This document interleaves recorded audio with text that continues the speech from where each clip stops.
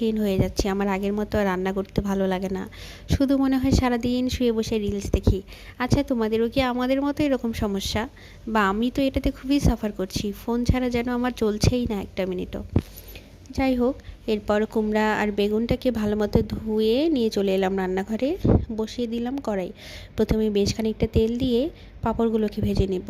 ও আচ্ছা, তার আগে বেগুন আর কুমড়োটাতে একটু লবণ হলুদ মাখিয়ে রাখি, তাহলে লবণটা বেশ ভেতর পর্যন্ত যাবে আর ভাজা হলে খেতেও বেশ ভালো লাগবে। তাই লবণ হলুদ মাখিয়ে সেটাকে এক সাইডে সরিয়ে রাখলাম আর কড়াইতে সাদা তেল গরম করে এক এক করে পাঁপড়গুলো ভাজতে শুরু করলাম। পালমশাইয়ের এই মুগের ডালের পাঁপড়টা খুবই পছন্দ, তাই ভাবলাম আজ যেহেতু একদম শর্টকাট ওয়েতে ফাঁকিবাজি করে রান্না করেছি, তাই পাঁপড়টাকে ভেজে দিলে অন্তত একটু রক্ষে পাওয়া যাবে। সে আর কিছু বলবে না, বরং সে খুশিই হবে। যাই হোক, এরপর একে একে বেশ কয়েকটা পাঁপড় ভেজে নিলাম। ভেজে নিয়ে এরপর সেই তেলেই আগে ভাজবো কুমড়াটা। যেহেতু কুমড়াটা ভাজতে বেশ খানিকটা সময় লাগবে, আমি এটা অনেক অল্প আছে একটু বেশ খানিকটা সময় নিয়ে ভাজি।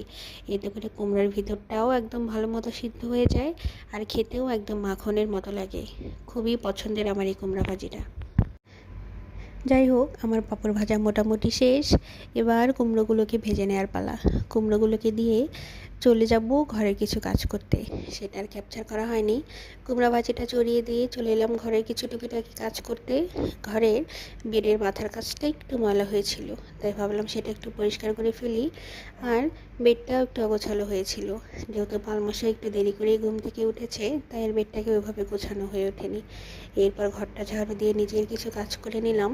আর খিচুড়ির সাথে যেহেতু আমরা সালাদ খাবো, তাই সালাদের জন্য টমেটো আর গাজর শসাও কেটে নিলাম। আজ আর যেহেতু আমিষ কিছু খাবো না, তাই আর পেঁয়াজ দেওয়ার কোনো অবকাশ নেই, তাই আজকে সেটাকে বড় বড় করে টুকরো করেই কেটে নিলাম। আজ আর কুচি কুচি করে কাটবো না। ও আচ্ছা, পালমশাই না লেবু খেতে একদম পছন্দ করে না, তবে আমার সব কিছুতেই একটু লেবু না হলেই যেন নয়।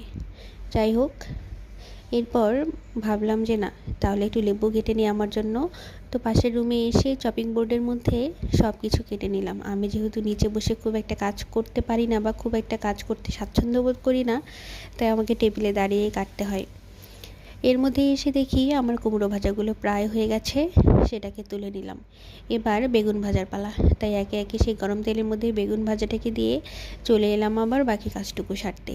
এর মধ্যেই আমার কাজের টেবিলটাও একটু গুছিয়ে নিলাম আর বাকি সালাদগুলোও কেটে নিলাম। আর ফ্রিজে গতকাল দই আর রসগোল্লা এনেছিলাম, সেখান থেকে দইটাকে বের করলাম। আমার না দুপুরে খাবার পরে একটু মিষ্টি জাতীয় কিছু খেতে খুব ভালো লাগে।